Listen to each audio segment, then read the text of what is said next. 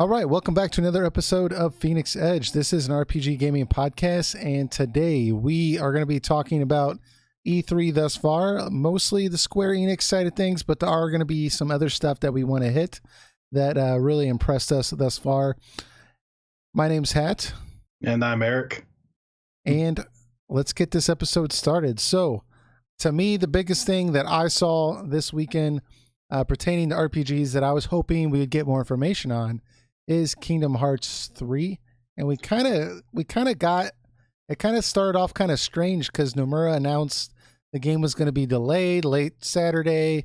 Then the trailer for Frozen and now came in Sunday. And then we got another trailer today at the Sony event that was Pirates of the Caribbean. So it's been kind of a roller coaster because earlier today at the Square event, you know, they just played the same Frozen trailer again. So a lot of people were like really upset about that. But it certainly has been a roller coaster of emotions for Kingdom Hearts fans, I imagine. Yeah, because like late Saturday, early Sunday, like there's all this like negative like press going on. Everyone's like, "Oh, this is gonna be like Final Fantasy 15 again."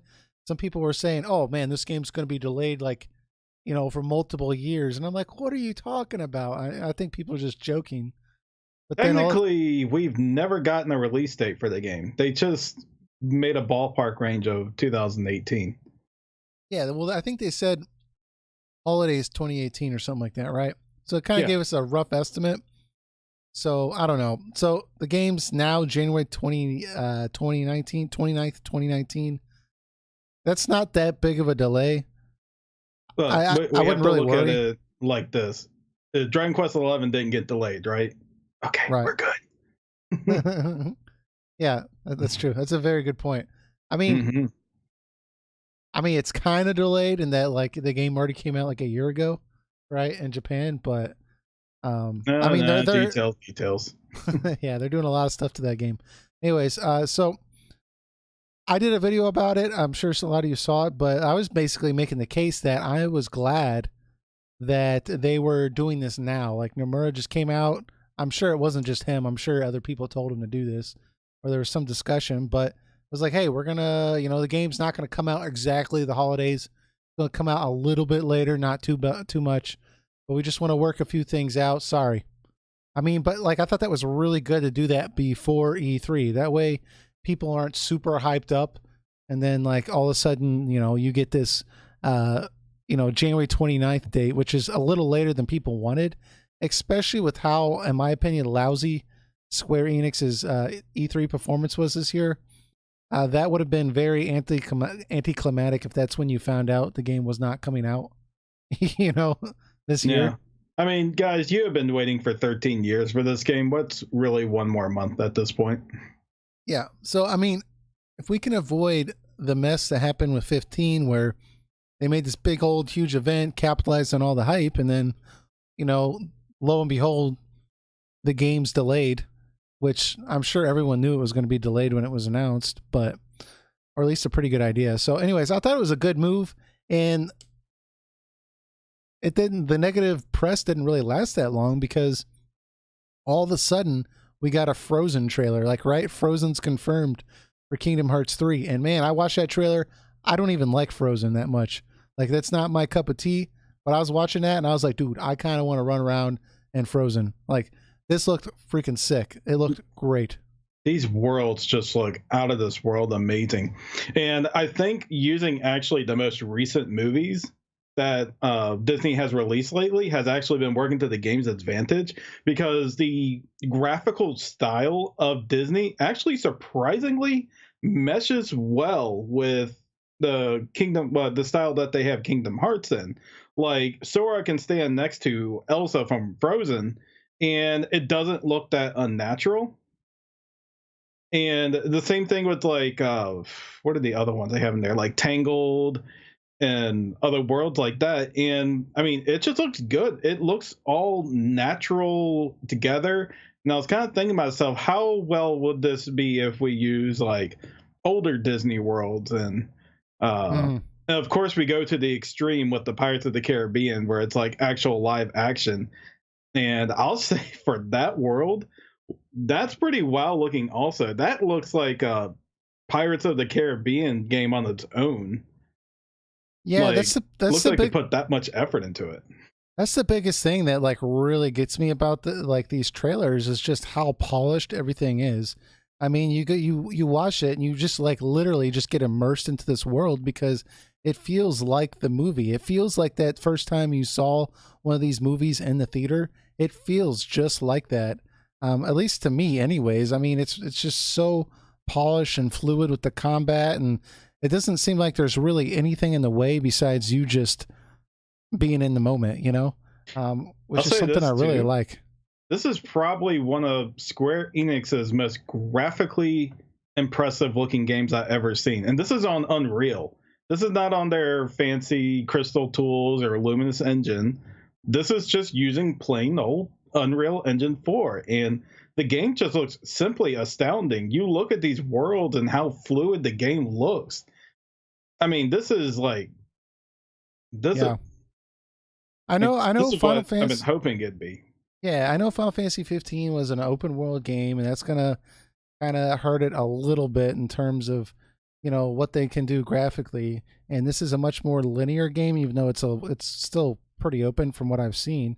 But I mean, even like the skin texture, like it actually looks like skin on Sora's face. It doesn't look like a plastic Barbie skin. It actually everything just feels much more real. So I mean, I'm sure, like I said, a lot of that has to do with the more linear nature of the level design. You can get away with a lot more.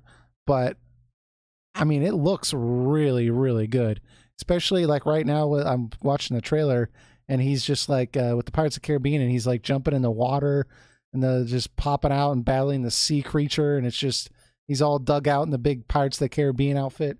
It's really cool, dude. It's really, really cool. Yeah, I mean, I can't give nothing but high praise. I think the only real disappointing thing is we have to wait till 2019. But even then, I mean, this is a game I feel like at this point needs to be good. It can't afford to be bad. I really think they benefit from just having that one more month. I Yeah, mean, I don't have a doubt in my mind that this game is a complete product. Look how many worlds there are. I mean, they're even going on a small tangent like a year or so ago, saying like, guys, don't expect as many worlds as Kingdom Hearts 2. And just look at all these worlds they're announcing. I can't even, I haven't even kept count. It's just like, it's just a yeah, it's lot. And they said they're going to be bigger than ever. So, wow. yeah. Well, you know what? I was really, really impressed when I saw the Frozen trailer, and then I don't think I really got really, really excited until I just now, maybe what, an hour ago, because we're recording this on Monday night. I saw that Pirates of the Caribbean trailer, and like, dude, I'm pretty stoked for this game. I'm kind of curious as to the exact reasons why they are delaying it maybe a month or two, right? Because Christmas time, the holidays, that's a good time to sell your game. I mean, people have time off work. Anytime they're not working, they're looking for something to do. Why not play Kingdom Hearts 3, right? I know January can be a good time too, but I think the holidays is really a prime spot.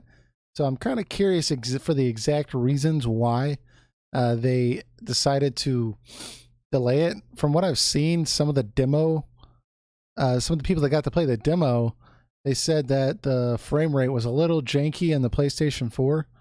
So maybe they had some things to work out with that. I don't know. I mean, I saw some bugs also occasionally, but I didn't see anything from what I saw that looked like it would need an extra, from now till the holidays. So an extra 2 months on top of an extra 5 months to fix. But again, I don't know everything that they saw. So the only other thing I can think is maybe a licensing issue with one of the worlds. Maybe there's some kind of content coming out around that time frame. They're like, hey, not in 2018.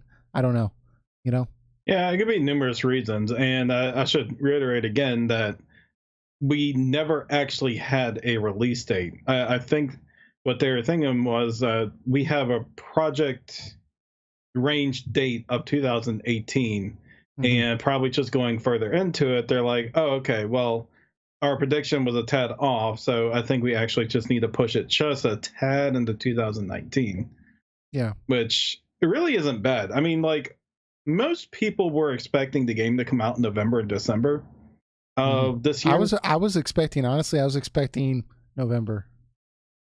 So Yeah. when I saw January 29th, to me that was like, oh wow, that's a little bit of a push. But I went back and watched some of the trailers, and it did say holidays, I think, or Christmas 2018, which really, if you read Christmas, obviously it's not going to come out on December 25th. That would be a dumb day for your game to come out on. Obviously they mean holidays, right? But I was thinking early December. Yeah, so around that time frame. Mm-hmm. But again, January 29th isn't that big of a deal. And kudos, I'll say it again, to Square for doing this way ahead of time. They could have easily just had E3 put a release date of like November 15th just to get some hype. And then, in September, been like, oh yeah, January 29th. Man, I'll say this about Square-Enix. They better be glad they had Kingdom Hearts 3 to show, because the rest of their E3 presentation earlier today, man, that a lot of people are disappointed with that one. Yeah, well, here's the thing, because I didn't actually get to watch it live. So right when I got home from work, I watched it, and I even heard, people, I think you messaged me, you're like, oh dude, like there was nothing like you missed by not watching it live. There was a few small things. There was some things I liked, but like even being warned, like I was warned ahead of time, like it was not very good. I was still disappointed after watching it. Like I expected nothing, and I was still disappointed. Yeah, like I couldn't even, like I watched it, and like I think I was more impressed with like the content I usually don't even associate with Square. Like the Tomb Raider game, I was actually kind of like, oh, that was kind of interesting. Like, but like the stuff I typically like attribute to Square, like I didn't really get much out of. I mean, one of the biggest things I was looking forward to was for them to do a little bit more with Octopath Traveler. I know we already got the demo and everything, but I thought we for sure would get more story content or something. But man, that trailer was like, seemed like really, really short, and all they did was say, like, all it did was dump you with all this information about all the jobs, and then it was like, buy it next month. And it was just like, oh, but that's not why I'm buying this game. There's lots of RPGs with jobs. I want to know, show me this world more. Like I wanted, like, Oh, there's still room for Nintendo's E3 tomorrow. They might show. That's true. They might show a lot more there, so they're probably holding back a little bit. But I was a little disappointed with that, and the Final Fantasy 14. I thought that was a very good trailer, although a lot of that content was already I will make released. Rathalos my mount. What's that? I will make Rathalos my mount. Yeah, I mean, it had a lot of good stuff. But did you like the Monster Hunter tie-in? Yeah, that's gonna be a lot of fun. They said that's coming this summer, so maybe that's like in patch 4.4 or like a mid-tier patch for the current 4.3 right now. Yeah. And apparently, according to them, we'll probably get more details tomorrow, because they have a live letter with Naoki Yoshida, the director producer of the game. They'll probably go more detail into it, but from what we saw, it looks like it's going to be an 8-man instance against at least we have confirmed Rathalos right now. Very cool. I don't know how hard that's going to be. It's probably going to be very easy content and context to the type of the group I hang out with, but it'll probably be moderately challenging, because they said you do have to be level 70 and complete Stormblood to do it. Really? Mm-hmm. So that's one of the challenges with online games is they want to keep coming out with new content that appeals to their current base, the people that play it on a regular basis, like you, right? But then they also want to attract new players, and it's kind of hard to be in a situation where you're going to say, okay, hey, remember this tie-in? This would be really cool. Why don't you come check out Final Fantasy 14 and play it? But then you turn around and you're like, well, you have to be level 70. It's where you have to find the gray area, This is actually one of the few times they've actually done this. Most of their quests, or seasonal quest or special event quest, are actually like around level 15. So you just so that's level 15 is more reasonable, because you can do that in a weekend or so if you put your mind to it. Oh yeah, and these events don't last for like a weekend. They last for a good while, for a few weeks, and then then they cut it. And if you can't make it to level 15 within a few weeks, it's like uh, Watch it on yeah, YouTube. yeah. I mean, you may have either a lot of things delaying your progress, or it's. I mean, it takes the same day you get the game, you can get to level 15. Yeah.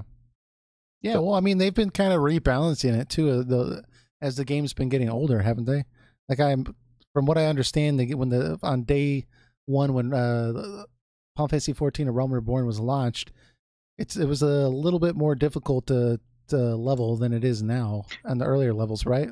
well, for the two content to games before, A Realm Reborn and Heaven's Ward, the current one, Stormblood now, Mm-hmm. what they've done is they've adjusted the EXP rate that you get through the main scenario quest.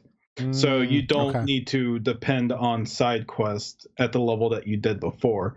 If you're just going through the main scenario quest and going through your occasional dungeon here and there, Mm-hmm. you will reach the designated level of that content to go to the next part of the content. Very cool. Mm-hmm. Yeah, I thought it was a very good highlight for Square. I mean, I was a little. I really enjoyed the Final Fantasy 12 stuff in there. You know, I felt like a lot of that stuff was already announced, but I didn't expect the Monster Hunter tie-in. It felt a little off to me, to be honest, because I don't know. When I think Final Fantasy, I want like only Final Fantasy. But if I had to choose something outside of Final Fantasy to stick in there, Monster Hunter, it seemed like it fit appropriately. So, because that's what you do in MMOs. You go out and you hunt and everything like that. So, overall, I And liked it. and vice versa.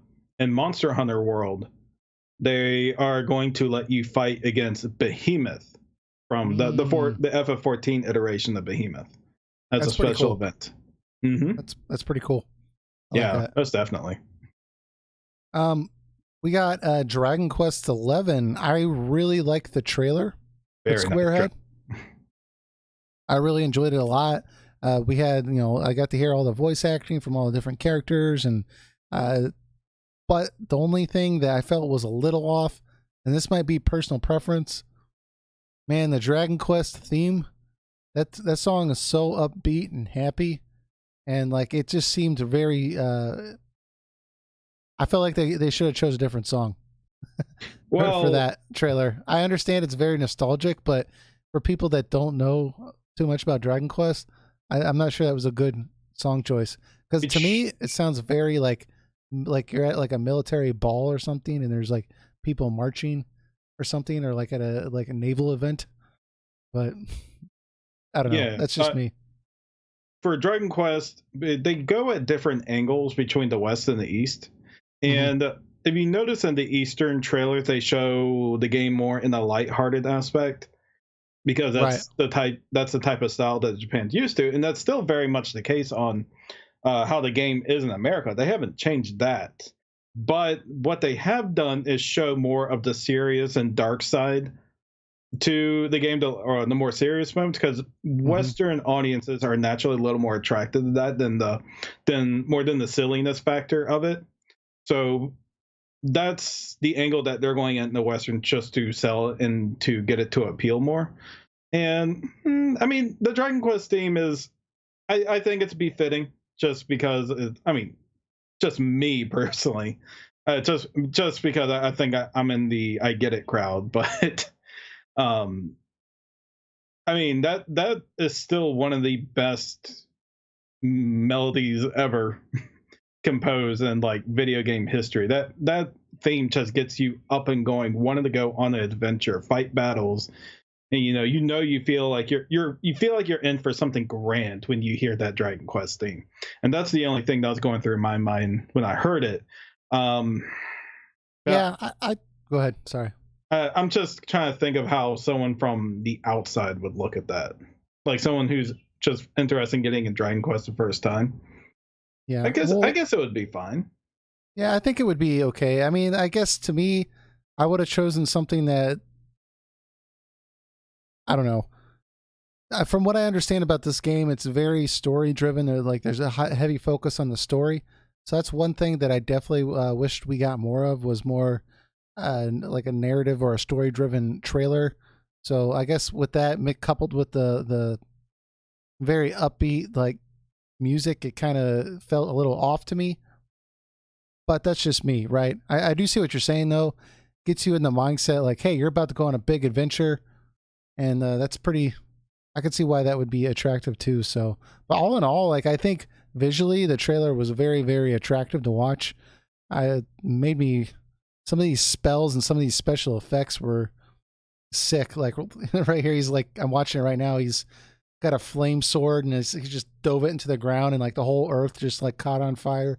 It's very cool looking. So it's the a art gorgeous style looking is, game. yeah, I'm really excited for this game. But I mean, again though, Square is, I knew this game was going to appear at E3. I knew Square was going to have this, but it just didn't surprise me, right? Because the game's coming out in September. So, but I expected it to be there. It was there, and what I saw was good. So I can't really criticize them too much for that. Yeah, I knew they wouldn't focus too much on it. I knew they were just going to show a trailer and let that be that. I knew Kingdom Hearts 3 was going to be the main focus. Yeah, well, the presentation, especially since the game is already out in Japan. So I think like, I mean, obviously I don't know Japanese, but I mean, a lot of it's been leaked online if you want it. You know, a lot of tidbits with the game.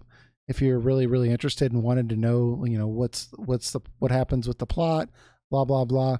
So really, I guess for here, they're just trying to attract newcomers instead of trying to appeal to hardcore Dragon Quest fans, even though it did that also. So, I mean, they already won us. Yeah, for sure. One thing that Square did do that I kind of piqued my interest, Babylon's Fall. I don't know if you remember that trailer. Yeah, the Platinum game.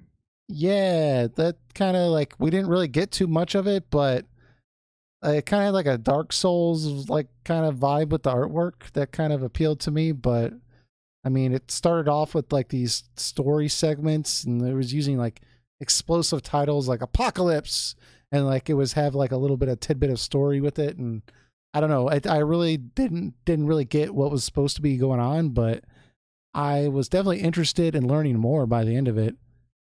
Man, it's crazy they're making that and Bayonetta 3. Two AAA titles.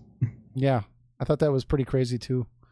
But yeah, so I mean, as far as Square goes, the only other thing I saw that was of note really was besides the more Western games that they did, like Tomb Raider and Just Cause 4, which looked great, but they weren't really what I go to Square Enix for. But I saw Nier Automata is coming to Xbox, but it said available on their store, which I don't know what that means. Does that mean that it's not going to have a physical edition? I don't know. Yeah, but they worded that funny, so I guess we'll see. I wouldn't be surprised if it was digital only, because they'll be like, look, hey, we gave you something. Now stop complaining. Yeah. Well, and at the end of the day, I guess it's kind of cool if you have an Xbox, you can play this game, but the game's already out on Steam. It's out on the PlayStation 4. It's been out for, I think, over a year now. So if you have an Xbox, you had multiple ways to play the game, you know? So I guess it's cool. It's always cool that it's coming out, but I think one thing that was cool about it is it's going to contain all the previously released DLC, you know? Mm-hmm. So that's pretty much like my thoughts with what was shown at Square Enix's deal. I mean, but my biggest kind of resounding feeling from when it finally ended was I was just disappointed. I thought there was going to be something else there to show me. I mean, there was all these rumors going around about Final Fantasy Tactics 2, you know, which obviously that's just a rumor, but I thought for sure at the very least we were going to get like a glimpse at like maybe a teaser for episode Arden. I mean, last year, didn't they spent time showing Noctis in a fishing game? Like they spent 5 minutes showing Noctis in a fishing game. I was actually surprised they didn't show anything 15 related. Yeah, I know, but I was thinking like if last year they spent time showing Noctis and deep sea fishing for VR, if they're gonna showcase that, I thought for sure with next year being a big year for 15 and all the DLC coming out that we would have seen something. I know Comrades is getting its own standalone game soon this year. I'm surprised we didn't get anything for that. So I thought they kind of missed some opportunities there to show us something. Were you surprised they didn't show a 7 remake trailer at Square's event? Of course, I wasn't surprised. They wouldn't show that. The thing that is most disappointing about the Square-Enix conference in general is they just had nothing to wow you with. It's like we all knew. I mean, we're all impressed with how Kingdom Hearts 3 is, but there wasn't anything that wowed us. We knew that trailer was coming. They were so open about Kingdom Hearts 3 coming to E3 and everything. It was nothing to be surprised about. I mean, it didn't have to be the FF7 remake. It didn't have to be the it didn't have to be Final Fantasy 16 or anything like that. We needed something that diehard Square Enix fans needed to be wowed by. Rather if it was that new game, I forgot what it's called, but it like has like the artist from Metal Gear Solid. That game looks so weird. Well, yeah, it's like Kojima. Like I wish we could have saw that. Mm-hmm. Or I mean, just anything to wow us, and like it was just so disappointing on that level. Well, I mean, I'm fine with it being a half hour, also, but yeah, it should have been like a half hour of something amazing. Because they spent like 14 minutes showing Tomb Raider. Yeah, and like it was literally like I don't know if it was 14 minutes. Somebody can correct me on that, but it was a very long time spent showing that game. And then like Octopath Traveler, Kingdom Hearts 3, they just showed a trailer we had already seen before at that point. They could have used that to show more gameplay. I mean, dude, I thank God for that Pirates of the Caribbean type trailer that came out today with Sony, because if that had been a trailer for Kingdom Hearts 3 that we had already seen the day before, I was baffled. But I mean, everything they showed us was stuff that, besides Babylon Fall, like I think like everything else was stuff we'd already seen before. I mean, it wasn't really anything new, you know? Yeah, I mean, their presentation last year was terrible also. It's like why do you even bother buying like a presentation spot? These are like games that you can just throw into the Sony and Microsoft conference. Yeah, I mean, and I like how they made it like really smooth. The presentation being like it was just only 30 minutes. It didn't waste a ton of your time. But I mean, you bring up a very good point. If you're just going to show trailers, like I mean, and all of its content we've already seen, it's like why are you even doing this? I mean, it wasn't as bad as EA where they just had us watching a mobile game for like 15 minutes. That was pretty terrible. So I mean, I can't give them Square Enix the award for worst showing, but that was a surprise also that they didn't go heavy on any mobile games. They didn't mention that Dragon Quest and Final Fantasy Brave Exvius was getting a crossover, but that's as most as they did in the mobile department. That is a very good point too. I think that's kind of an improvement. I guess, and that's a sense that we should be praising Square that they didn't go, over the top with all this mobile nonsense, which is, shows that they're actually improving or taking heed of people's words in some respects. So, well, again, it's probably a Western and Eastern thing. They'll probably show off more of the mobile stuff when they do something like Tokyo Game Show, and sure, when they do something like E3, they probably focus less on that because there is that stigma about mobile games. So so when they probably show off like a heavy amount of that in the West, they probably think that people are just gonna roll their eyes at it and not care about it. So they just prioritize other things. Well, yeah, I think they've done their research and they realize anytime they do any kind of mobile stuff here in the West, like people just don't get it. They don't like it. For whatever reason in the West, we kind of have this mentality that if it comes out on a mobile device, it's low quality or there wasn't that much work put into it, or it's just, designed to steal your money, right? And I know in Japan it's a lot different how people look at mobile gaming. It's actually looked at as a serious endeavor. So that's kind of, you know, I guess they're at least learning to localize their information, for lack of a better phrase. Yeah, So I think these E3s are handled by Japanese ones. mm-hmm. And I have a feeling the Japanese team just didn't want to give anything to them. They're like, no, FF7 Remake, we're not showing yet. We're going to save that for Tokyo Game Show. You guys just deal with these Eidos products here, and here's a little bit of Kingdom Hearts 3 for you while you're at it. Yeah. So, and again, I wasn't really expecting a Final Fantasy VII trailer, but if it did show, there's the back of my mind, of course, I thought there might be one. You know, why not? We haven't seen one in a while, so. Yeah, you know, I mean, I told people before, temper your expectations on that. I was open to the possibility of something being shown, but I was thinking to myself, like, I'm 90% sure that nothing's going to be shown. Yeah, especially with Kingdom Hearts coming out, and then we got Dragon Quest XI coming out, Octopath Traveler. There's no real reason for them to, you know, hype everyone some more. So, hey, that's fine with me. Yeah, just overall disappointing conference. Yeah. Some nice highlights there, but I mean, just I was just watching it, and after half hour, like we were looking at each other, and we're like, "That was it? It's over?" And I was like, wait. Sometimes they do this thing where they show something special after you think it's over. Then it's like, then the stream stops. I'm like, oh. Well, what got me is like the thing started, and like the president, like you start with the president of Square, and he says, "Hey, we have a lot of exciting stuff to show you. Make sure you stick with us till the very end."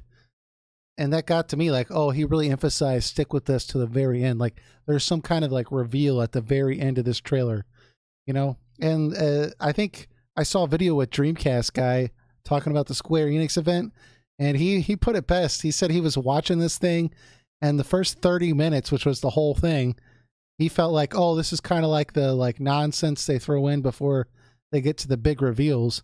And then like he was like, all right, well, time to get to the big reveal here. And the whole thing was over, and he was just like, what's going on here? It's over? What? Yeah, that's exactly how I felt. Yeah, I thought, you know, so it is what it is. But hey, I mean, people were getting pissed with Square announcing games 97 years in advance.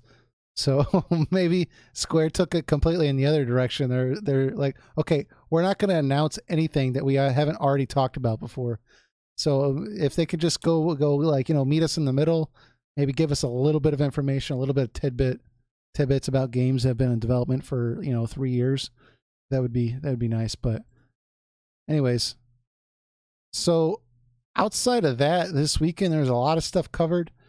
One of the big other news items that I saw that I thought was pretty cool was that Elder Scrolls 6 has been confirmed.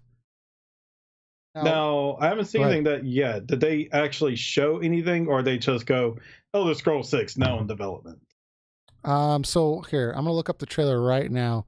There's like a 50-second trailer that said Elder Scrolls 6 something, but it didn't give us like where it's going to be at. It didn't really... Hold on, let me pull this thing up. I mean, we knew they were making Elder Scrolls 6. This is nothing surprising. Yeah, but the fact that it's announced means like we can ask about it. Right? Well, not us, because Bethesda hasn't got notified about our millions of subscribers, but... Well, there's only about so many regions you can use left in Elder Scrolls. I'm sure it's not being too hard to find. So I'm watching the trailer right now. It's only 36 seconds, and I'm halfway through it. And we're just going over these mountaintops, and then it says Elder Scrolls 6. And... does it say anything else? No. That's it. Please look forward to it. Please be excited. So, well, I mean, that's kind of cool because there was a lot of rumor mills going around that Bethesda was saying, hey, we're not ready to do Elder Scrolls 6 yet. Skyrim's still killing it. We're doing all these re-releases. we're going back and putting Morrowind in the online game, and all this crazy nonsense. We're not ready to do it yet, so I wasn't really expecting them to announce it this year. I thought it was kind of weird that they announced it and they didn't have anything to show for it. That was kind of strange. Yeah, I guess you could say I've never been big into Bethesda RPGs. I've honestly tried to get into them because everyone likes them. So I'm like, well, I need to find out what people like them. And it's just like me trying to play the Trails in the Sky game right now. Yeah. It's like people have such a fascination with these type of games, and I just can't find what they are. Like, I played them and I just get bored to death. Disclaimer, I very much know I'm the unpopular opinion, but just these games for some reason just don't appeal to me. I mean, I'll fully acknowledge that they're good games. I mean, I won't say they're bad games at all, but like, it's just they don't click with me. I put a good amount of hours in both in the Fallout 4, Skyrim, and games like that, and I'm just like, I'm bored. I'm done with this. I don't care about seeing it to the end. I can meet you halfway with that, because certain Bethesda RPGs, like the Fallout series, I have Fallout 3, and then I got the New Vegas. I never bought 4 because I just, I put however many hours into both those games, and at some point I just got somewhere and I was like, I am kind of bored right now, so I'm just going to stop playing this, because I don't know, I kind of ran out of stuff to do. I ran out of crates to search. So it did get a little boring to me. However, Morrowind I had a blast with, and I liked Oblivion a lot, and then Skyrim as well. I had a good time with. I know now it's really popular to kind of crap on Skyrim, and Oblivion was way better in terms of gameplay, but I had a lot of fun with Skyrim. I will concede that Morrowind, I think, is probably the best they've ever made. Mm-hmm. I did enjoy that one. That is actually one of the ones I did finish. That was like back in the day, though, like on the Xbox. Yeah. Well, teenager. I still remember the first time I saw Morrowind. My friend was illegally pirating it on his computer, and he had to do it in like 80 files, and then do all this crazy stuff to get him put it all together into one game. And he was showing it to me, and I'd never seen anything like that before, where you just run around on your own, and like he's like attacking a bear and stuff, and he was like designing his own character and stealing stuff and picking locks. And I was just like, dude, this game is like way different, because I was always playing JRPGs pretty much. So it really impressed me, and I got it, and I had spent tons of hours just running around in that game. The soundtrack's great, so I really enjoyed it. But yeah, I'm not like super into it. I didn't play Elder Scrolls Online. I never really got into that. So don't worry, not many people did. Well, hey man, they're still promoting it. I think they released another trailer for it. I didn't really catch the I think it's details, moderately successful. I think the consoles really helped it. I think that they really forced success out of it, meaning like it wasn't very popular, and they're like, we're determined to get an audience here, and just by sheer willpower, they've kind of mustered up an audience. But yeah. Elder Scrolls 6. I don't know where it's gonna be. We don't know anything about it, but I thought it was pretty cool they announced it. I wish we got to see more. Exactly, like maybe some, I guess, gameplay's way too early, but. And they did announce Fallout 76 also, which is like a MMOS game. It's like your basic Fallout game, except you play with other people now. Yeah, I've been trying to watch that a little bit, and I'm just not interested, because I've gotten bored, like you said, with running around in that world. But it's supposed to be an online game, meaning you can play with other people, but it's not an MMO, right? It's just like you and your friends, or is it an MMO? I was kind of confused about that. It's both. You can either play by yourself or you can play with friends. It's up to you. But you're not like logging onto a server with like hundreds of other people. Maybe he said it in an interview, but on the presentation he said you can play by yourself or with others, but you do have to be hooked online. Okay. And I know it's supposed to be kind of I think a prequel to the second game. I I think. guess so. I don't know. I'm not really up on my Fallout lore, but I saw that kind of some people talking about that. That's supposed to be a prequel to one of the earlier games, which I thought was kind of cool if you're really into that. But I don't know. I'm probably not going to pick it up, to be honest. Do you plan on picking it up?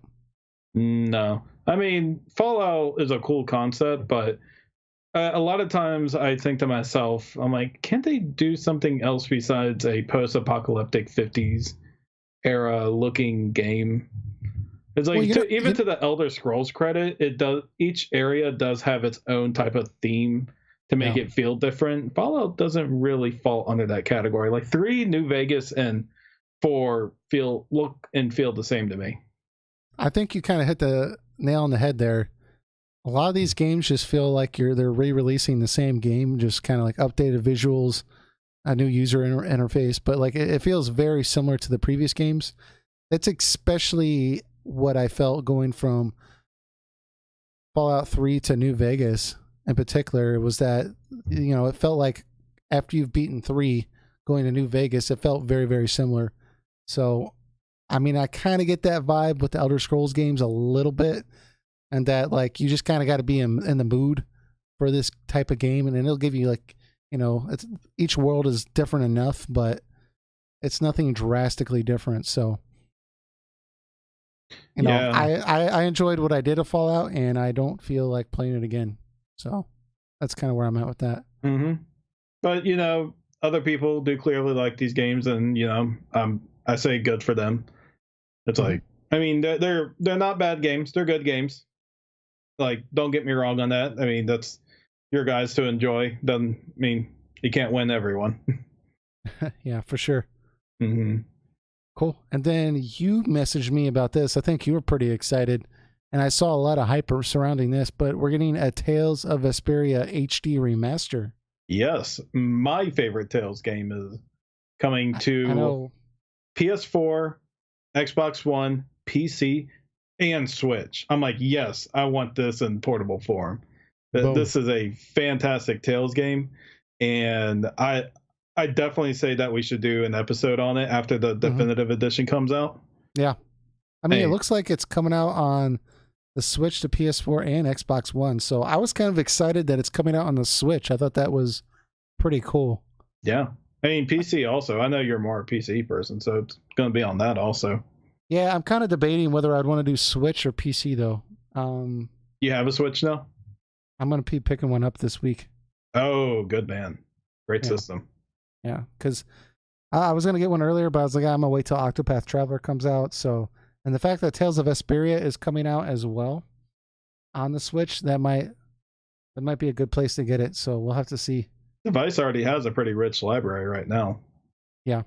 And you are legally obligated to pick up Breath of the Wild, just letting you know. Well, I know. I thought like if I'm going to get it, I have to get Breath of the Wild.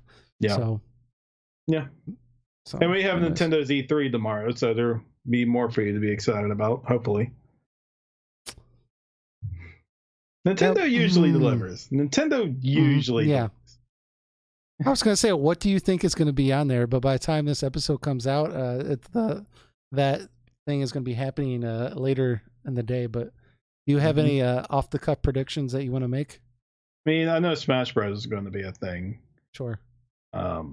I mean, it's no coincidence. I mean, it can't be a coincidence that they're releasing the online servers for the online subscription service for Nintendo and announcing Smash Bros. Around the same time. Like, I have a feeling Smash Bros. Is going to come out in September, and that's how they're going to get those online subs up and going. I mean, I think it's pretty ingenious if that happens. Yeah. What about some of these Pokemon games they've been talking about? I wonder if I'm sure we're going to be able to see some of that at E3. Yeah, I think they'll probably go more detail in that, but they've already pretty detailed with it already. I think they might do some kind of recap because it's integrated with the Pokemon Pikachu and Eevee. It's integrated with the Pokemon Go app on your phone. And it's more of an extension to the Pokemon Go game than an actual Pokemon game, which is supposed to be coming out in 2019. So now, what's the one in 2019 called? Do you remember? There I'm is. trying to. It's just called Pokemon. It's just because I know for a while there I was seeing that people were saying that basically it was like a remake of one of the older games, and I think that's That's kind of what been Pikachu and Eevee are. okay. They're essentially a remake of the first game. But the catch is that you use Pokemon Go like mechanics to catch Pokemon. So like when you're in the wild and you Mhm. find a Pokemon, you don't go into battle with them. You throw a Pokeball at them, like with the right Joy-Con, like a Wii remote, and you Mhm. throw the ball and you catch the monster, and then you do battles at like gyms and other trainers. Right. Okay. So that was my biggest concern was that I saw that they were kind of taking the random encounters out, and you were only going to be doing battles at gyms and such, like you said. But that's only going to be the version that's actually integrated with Pokemon Go on your phone. That's not going to be the actual main Pokemon game that's coming out in 2019. Yeah, That's actually going to be a more traditional experience. we have no info on the 2019 Pokemon beyond the fact that we know it exists. It's in development. Is it possible they may show something about it tomorrow? I have my doubts. They may focus more on the Pikachu and Eevee. Mm-hmm. It is possible they may show some small clip or like If they want to get Het excited, they should talk about it. yeah. Now, what I really hope they talk about tomorrow, which I do think will be there, Metroid Prime 4. Yeah. Well, I mean, I have been wanting a sequel to this game for a long time. yeah. And that was have they officially announced that yet? I don't really follow it. They announced it last year. They didn't show anything, but they showed it as a working title. Mm-hmm. So they've had a whole year. So hopefully they have something to show by this point. Yeah. I mean, and plus, well, I guess this kind of shows the whole Walmart leak wasn't as accurate as we thought. But I was going to say it did have Metroid Prime 4 as a thing in there, as well as Rage 2, which was announced. So I haven't seen anything about that. What's that? Rage 2? Yeah, they had. There's a trailer out right now for Rage 2. Yeah. You haven't seen it? No, I haven't seen it, but we haven't seen it at E3. Right, I gotcha. Yeah. Mm-hmm. Yeah. But anyways, so I guess what I was going there with that is just, well, there's a lot of games on there that didn't get announced and did get announced. Obviously, we didn't get the Final Fantasy VII Remake. We didn't get Dragon Quest Builders 2. I didn't see that at E3, so they might show that tomorrow because it's coming out for the Switch also. So. Mm-hmm. Yeah, but was there anything else from E3 that you wanted to bring up? I know there was one game in particular I forgot to bring up. Sorry, I didn't mean to cut you off after I asked that question, but Ghost of Tsushima. Wow, that game is just wow looking. That game was amazing looking. Honestly, I was watching the PlayStation event and I thought, like, at first, like, they did not have me because they asked everyone to move the rooms. Right, which I already did not like. Why are you making people do this? Oh yeah, they had people in a tent for The Last of Us 2, so the guy could play the banjo and they could see a trailer in a barn/tent that is similar to how the one that Ellie's in the trailer, and then they take almost 10 minutes to get the people out to the actual auditorium. And then they start the E3 presentation again. I'm thinking to myself, how much money did you spend to do this pointless thing? Yeah, and then like you don't like, and then they started off with some white guy in a Japanese like Walmart robe playing a flute for an obnoxious amount of time. You know, it was very, very strange. So it didn't have me at the get go, but once the trailer started in, I was really getting a very Witcher inspired feel with like the whole soundscape with the wind, and you know, you can hear all the leaves ruffling and the music in the background. It's very like eerie. It felt very Witcher to me, but this was very Japanese, obviously, you know, so I kind of liked that. Like, I don't know, I just liked the way it felt from what I saw. Graphically, it was just stunning. Yeah, and not only that, I was really impressed with Spider-Man also, and of course, Last of Us 2 was Mhm. very impressive. But it is more of what I expect it to be. I am kind of interested. I mean, I won't spoil anything, but I am interested narratively what's going on in Mhm. that game. But I mean, did you saw Spider-Man? Yeah, I saw the Spider-Man deal Oh, as well. that that They looks look good. pretty impressive. Yeah. That's probably gonna be the best Spider-Man game since the PS2 one, Spider-Man 2. Hmm. I mean, like, I don't really get super excited with superhero games, but this game looks pretty intense. Even So though this game is essentially Spider-Man Arkham Asylum, but I mean they do a good. I mean they make it look good. I mean that just. I mean I'm not even playing it, and that already looks like feels like Spider-Man, just like down to the controls and how he acts and everything like that. yeah, I mean, it looks really good. I mean, I was kind of expecting it to appear, so it It'll was take a backseat to Dragon Quest 11 because it comes out around the same time, but okay. it will get played. I don't know. I don't know. Something tells me that might do a little bit better than Dragon Quest 11 in the US, but we'll Oh, have to see. I also need to bring this up. So we're just jumping between game to game, Yeah, yeah. Go but ahead. Resident Evil 2 remake. Yeah, that took me off. That took me by surprise. I didn't know what to expect. Like, it started off with a camera of, like, it looked like from a rat's perspective, and I was just like, "What is going on here?" And then, And a PS1. eventually it cuts in. And you're like, "Oh, okay, I see what's going on here." It was caught me by surprise. Did you expect it? I was starting to think it was because I'm associating the mice with the because the mice were the reason why Raccoon City got infected because the disease Yeah, got to yeah. the mice and it bit the city. So I was kind of putting two and two together, and there was a PlayStation 1 right there laying on the table. And Hmm. Raccoon City takes place in 19 or Resident Evil 2 takes place in 1998, 1999, around that time. And I was putting the pieces together. I'm like, oh yeah, this is totally the Resident Evil 2 remake, and I was right. There's Leon Kennedy right there, like rookie level Leon Kennedy, and Claire also. I mean, it looks great, and they confirmed that it is the control scheme of Resident Evil 4, not like of 7 or Oh RE1 or wow. RE6. Like it's that type of control scheme. I'm like, oh my, this is what I wanted out of it because RE4 was one of my okay, like control wise and how you Hmm. play the game. Like 4, I felt like just nailed it, Yeah. and 5, of course, improved on it. But like 4 just felt so like it felt so good after playing the first 3 Resident Evils. Hmm. Yeah. I mean, like, I thought it looked really good to me. It looked like a really good trailer. I mean, that whole genre I'm not really into, to be honest, but I do know the game's significance, and I thought that was a very, very cool reveal. How did you feel about The Last of Us 2, now that we're on non RPGs? I think it looks great. I mean, it's just the execution of the scenes and just how well paced it looked.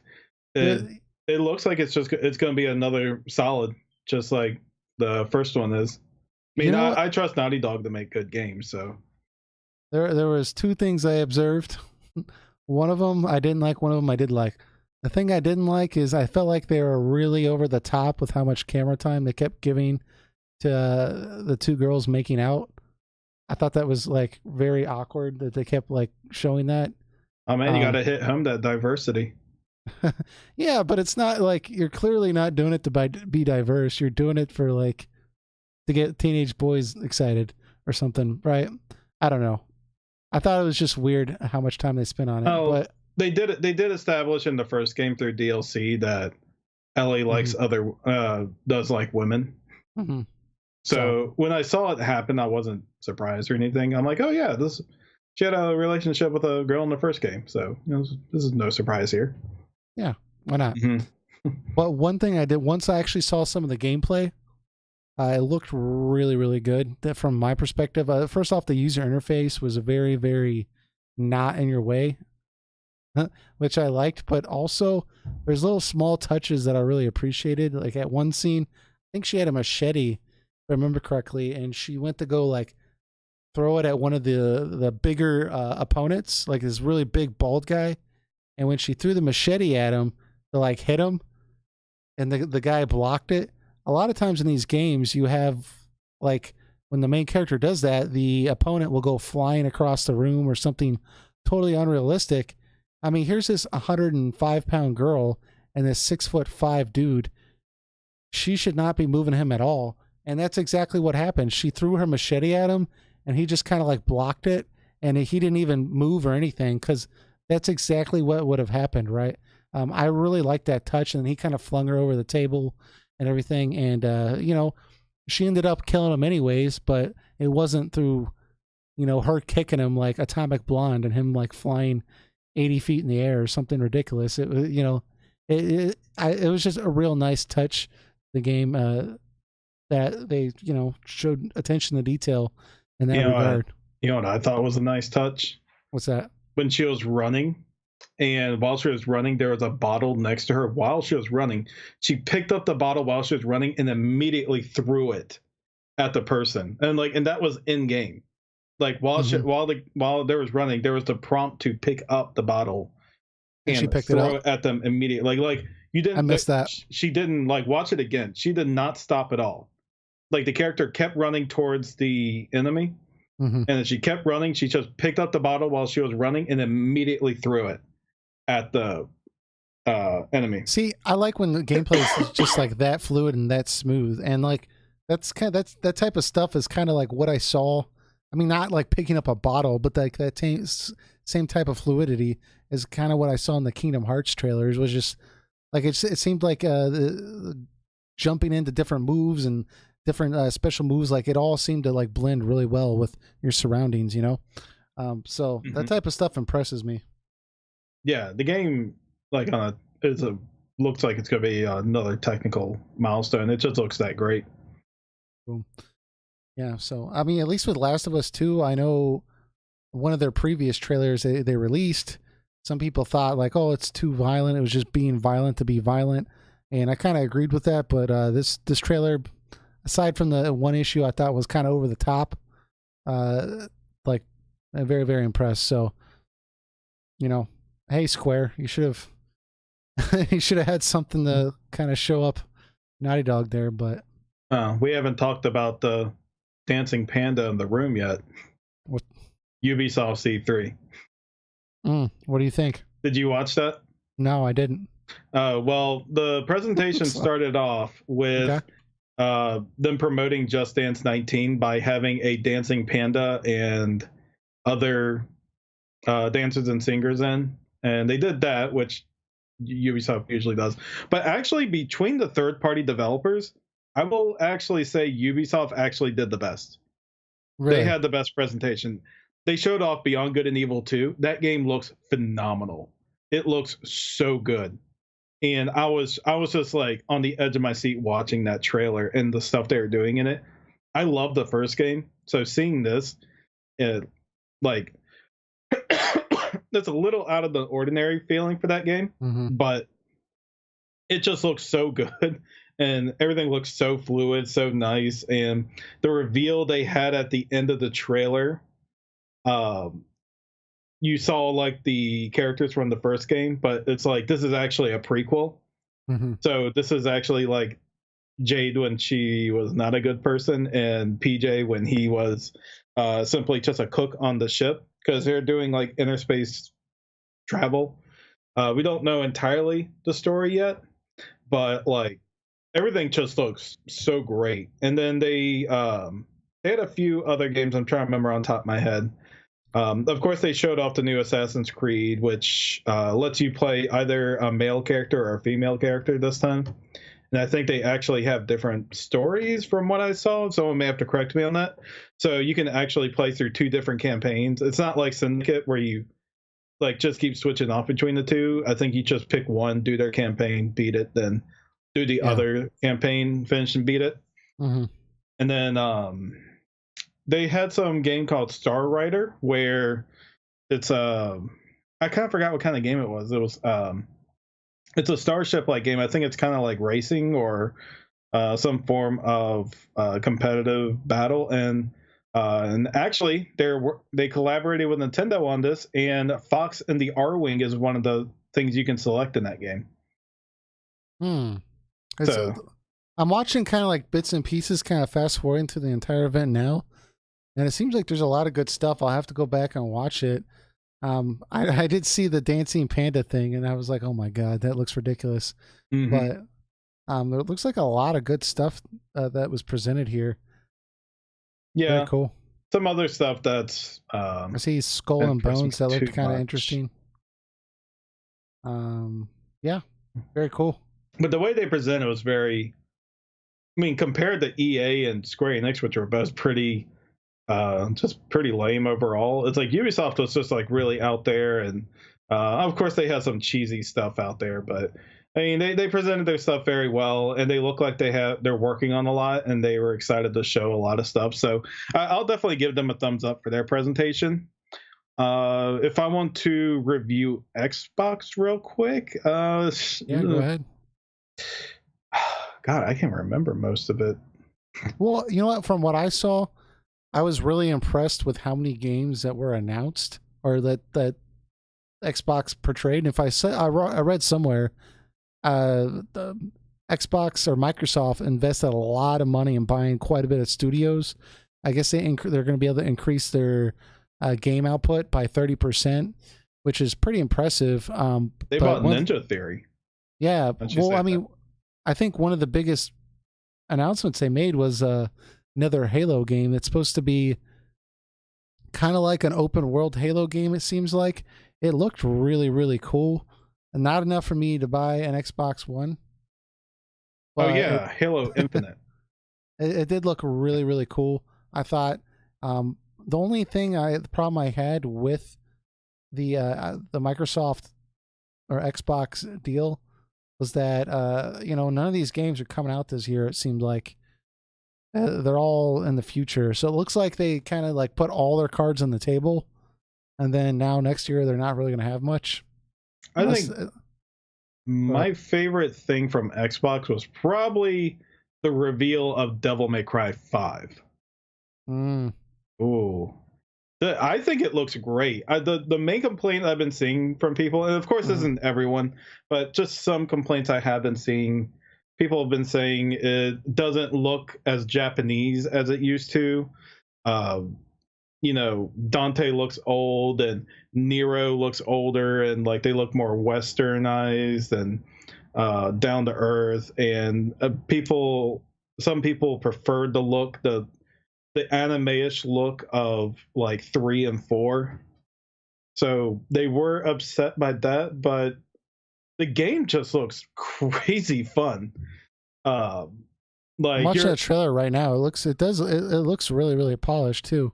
Yeah, I mean, you're playing Nero again from Devil May Cry 4. And it looks like the systems are going back to the way DMC4 was improved. I don't think they're using the reboot too much as influence, just from the trailer alone. They may use some like conveniences that the reboot gave, but I think there was a lot. I mean, I didn't think the reboot was that bad. Like, the story was not great, but the gameplay definitely had its moments. It felt nice and fluid, the way you could do combos and everything. But it's just clearly something that people did not want. So I think Capcom said to themselves, okay, let's just go back to doing the main series. I think Devil May Cry is mostly a niche title. Right. So let's just keep our current fans happy. I think they kind of did something Resident Evil also is, okay, let's not stray too far off the path. Let's just give people what they like and try to do something fun and interesting on top of that. Well, you said one of the major criticisms you saw from the hardcore fan base was that this game doesn't look as Japanese as previous entries. Yeah. That's kind of a dumb criticism. I mean, because I'm watching this looks pretty good. Yeah, I mean, I think it looks great. The music and it still seems like a Japanese game. I mean, this doesn't seem like an American game. Yeah, if you hear some of the lines in that game, especially like the new female character that's in it, I think, who is like mm-hmm. Nero's technician. Mm-hmm. Like, she has a couple of corny lines she's saying already. I'm like, come on, this is Japanese enough. Yeah, I mean, this guy looks like he could be like a lead singer in NSYNC too. That's also very Japanese. I mean, he's got an oversized sword that's very Japanese. People are theorizing this takes place after DMC2, which is technically latest, because Dante is pretty old looking. He's got that old biker look to him. Yeah. Well, I mean, I don't know. I thought it looked really, really good. So. Yeah, I mean, I'm looking forward to that. I don't know if they gave a release date for it, though. I think it's just been announced. Yeah, let's see here. I was just watching. It said spring 2019. Okay. That's a ways away. Spring. Wow. Yeah, so we'll probably see that probably May, June. Yeah. Next year. I mean, I just gotta say though, like I touched on it before, but the EA freaking, that was like one of the worst things I'd ever seen. I mean, they made you watch soccer for like 15 minutes, and you had to watch a mobile game for 10 minutes. Then they had that like very cringy interviewer walking around the girl interviewing people, and then like she asked that random guy from EA like, "Hey, you're making this Star Wars game that you don't know the name of, and you can't tell us anything about." And he's like, "Yeah." She's like, "When's it coming out?" And he's like, "Christmas next year." And it's like, you don't know anything about it. You can't show us anything about it. Why are you talking about it? You know, it's just like the whole thing was just very, very strange. Did you get to watch any of it, or? I just read the highlights, but I did see that particular part. That was basically EA saying, "Would you shut up already? We'll make a damn Star Wars game single player." Jeez. Yeah, but it was like they didn't have anything to show at all. Like they couldn't even put like a 10-second trailer. I mean, at least Square-Enix, they'll make a trailer with content that none of it's in the game at all. Right? I mean, EA lately, like in their presentations, just have that whole "we just don't care anymore" thing. I don't know if you saw like the Nintendo presentation before the Switch came out, but like they had an EA representative come out, and he was out there for like less than a minute, and he was like, "Yeah, but we'll put a couple EA Sports games on there." Yeah, okay, bye. Yeah, he just leaves, and EA is just so mundane. I thought it was especially like I felt really bad for this. Here, I'm gonna show it while we're talking here. But this guy, he had to come out. He was wearing like a red like plaid shirt, a big like fro or whatever, and black glasses. He had to come out and with a Star Wars Battlefront 2 behind him, walk out on stage while it's all silent, and sit there for probably what felt like to him 9 years with like nobody clapping while he's talking about Star Wars Battlefront 2. I don't know how that guy got stuck with the job of doing that, you know, but kudos to that guy. That took a lot of guts to come out and talk about this, one of the most hated games in the last year, and announce more content for it. He did not look comfortable at all. No, I'm sure that EA conference was just. I'm sure they were just scared as hell being up there because EA just has gotten more backlash than they usually do. Yeah, so, I mean, at one point, like he said one thing. I can't remember what he said. I think he said Obi-Wan Kenobi's going to be in the game, and like one guy cheered, and like you could see his face. He was just like, "Oh, thank God!" Like somebody clapped. It's not all doom and gloom. So no one threw their deodorant at me. Yeah, I mean, it could have gotten worse. I imagine most of the people in that room were probably EA employees or something. You know, like they probably had it contained. Like, hey, dude, let's not let some like angry Joe wannabe or something in the crowd. You know, so I'm sure there's probably a few precautions that they take to make sure the audience is behaving. Like they probably have security in there ready to get anyone out who's like misbehaving or going out of their way to interrupt the conference. Yeah, because it's live streamed, and if somebody starts like chanting or something, that's going to take all the press away from whatever game they're trying to showcase. So I mean, it's if E3 wants to continue being a thing every year, when these presentations are going on, it's within everyone's best interest to make sure that stuff doesn't go on. But and I think the people who are there are probably being appropriate enough to not boo anything they do, just either be silent or just clap for anything that's mildly nice. yeah, so yeah, I think like there's a football games coming to like a PC, and like somebody clapped, and then like Obi-Wan Kenobi is going to be a playable character or something, and so, like one guy cheered. So that was all I saw. Ewan McGregor Obi-Wan Kenobi or Alec Guinness Obi-Wan Kenobi? I don't know. I don't remember. These are important questions, EA. For a game I'm not going to buy.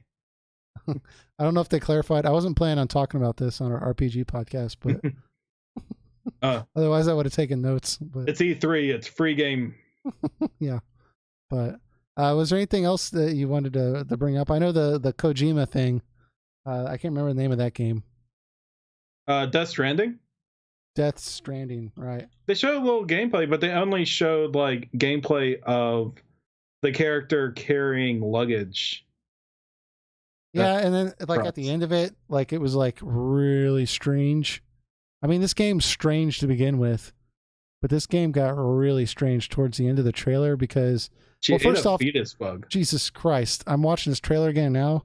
It starts off with like a baby, like before it's born, like dude, that's such an awkward scene with it coming out of a person's body. I assume, I don't know, but like towards the end, it's got him and he like shows the baby, and like he has some kind of like satellite thing that's like detecting, I think, monsters while he's walking around, and it's making this very irritating sound. But eventually he gets consumed or whatever by all these like shadow beings. I don't know. It looks interesting, but it looks strange. I don't know what to think about it. I mean, I'm fascinated by what it's going to be, but I'm still confused on what it's going to be. Yeah. I mean, it's definitely creative. I don't know if it's going to be a good game, right? I don't have doubt it's going to be a good game. I mean, I'm sure Hideo Kojima would not let a game be in a poor state and let it get released. At least I don't think so. Mm-hmm. But yeah, she just looks like she ate a fetus thing. Yeah, at the end. Yeah. What am I supposed to think? That was so strange. Oh, no. I was like, well, why do we have to keep being weird? Like, oh, this is a Kojima game to be sure. Like, they just need to confirm that by eating that. I'm like, do they eat that and like a baby grows inside of them or something? I don't know. I don't know. Like, yeah. So all in all, like, I don't know if I'm going to pick up that game. I mean, I like sci-fi games, and it looked very, very sci-fi. I kind of like that, but this kind of looks like that, like really strange sci-fi that I'm not sure if I'm into. I don't like seeing the baby inside someone's body, like with it like coming out and it's like looking at you and stuff. Like, I don't know, the whole thing is just kind of not my cup of tea. So maybe we'll actually get to see some combat gameplay E3 next year. Yeah, I mean, I think knows? I really think that's gonna be a 2020 title. Yeah. I don't know. I was really impressed also with, we hit on it a little bit earlier, but this last Tomb Raider game in the trilogy, I think the Origins trilogy, I haven't really gotten into those games, but it looked really, really good. I thought. The first two games were pretty good. I liked them. Yeah, so I'm actually kind of considering picking this game up just because it looks pretty good. I don't know. Yeah. We'll have to see. I mean, there's probably more to it, but the third game, they said it's like it focuses on the jungle and stuff like that. I'm like, well, we were kind of like on an island already. That's kind of similar.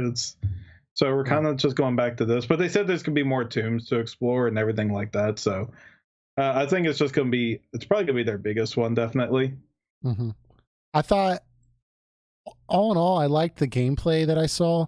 but I thought the story segments were kind of like, in particular, when I don't know if you saw, but it starts off with them in this plane that's going down, and the guy's like, "We have to jump out or something," and then the plane like breaks in half, and like I don't know, that guy's gone missing somewhere, and she's still in the plane in the other half, and she's like trying to get in the seat.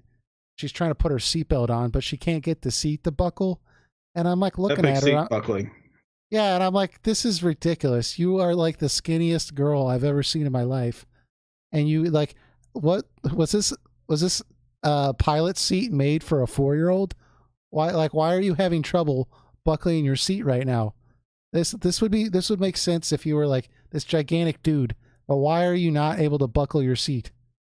This is so, I don't know. I thought that one thing kind of annoyed me. I know I'm being picky here, but that's something about all the Tomb Raider games I've played so far. It's a large segment of Laura just getting just beaten the hell out of, just like by like falling off cliffs or falling off or crashing a plane like that, or getting a twig like when she falls down, she gets like a twig through her stomach.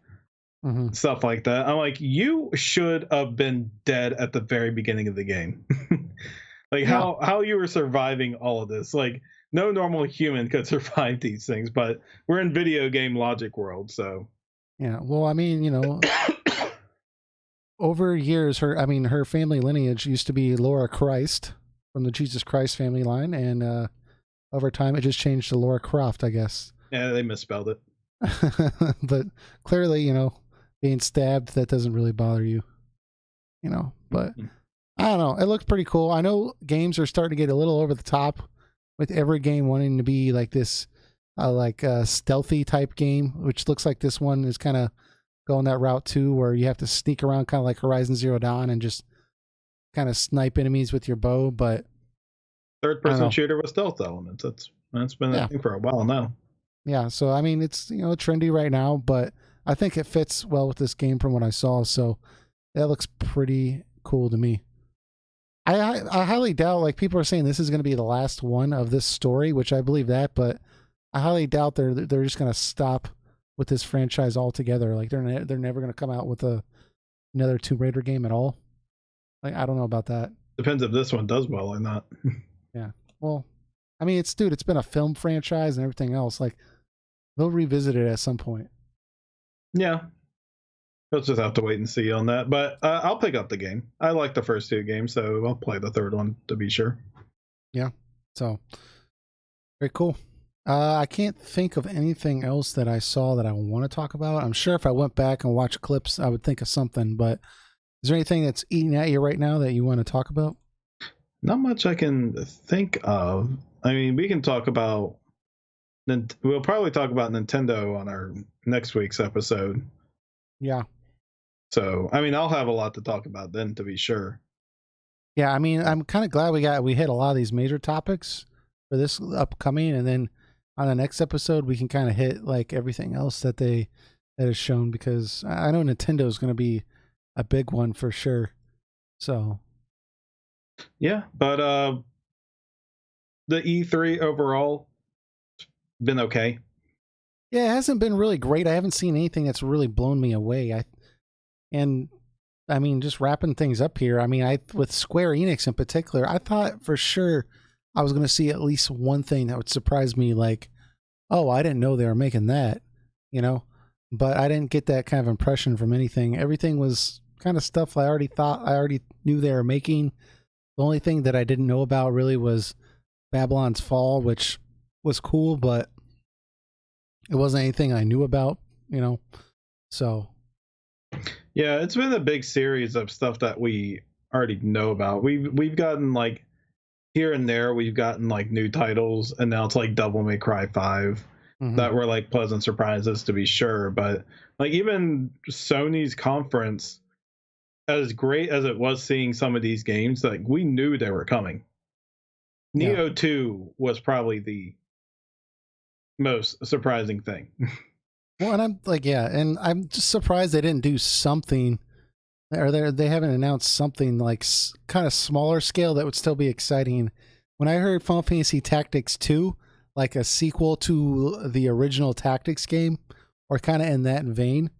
I could see them doing something on the Nintendo Switch, right? That would probably be very, very successful, and it wouldn't be that labor intensive.